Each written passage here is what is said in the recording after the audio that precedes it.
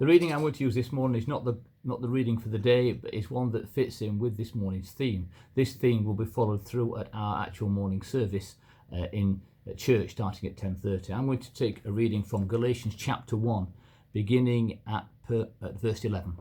And this is about Paul's personal calling. And Paul says, "I want you to know, brothers, that the gospel I preached is not something that man made up.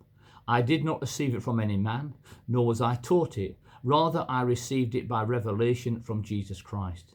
For you have heard of my previous way of life in Judaism, how intensely I persecuted the church of God and tried to destroy it.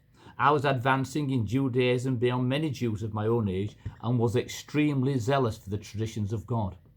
But when God, who set me apart from birth and called me by his grace, was pleased to reveal his Son in me so that I might preach him among the Gentiles, I did not consult any man, nor did I go up to Jerusalem to see those who were apostles before me. But I went immediately into Arabia and later returned to Damascus. Then after 3 years I went up to Jerusalem to get acquainted with Peter and stayed with him 15 days. I saw none of the other apostles, only James, the Lord's brother. I assure you before God that what I am writing to you is no lie.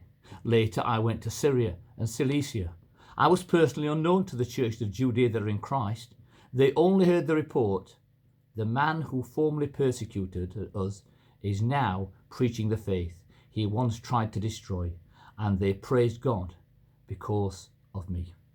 This is the word of the Lord. That is part of Paul's story. There's more of it if you want to read Galatians chapter 1 and Galatians chapter 2.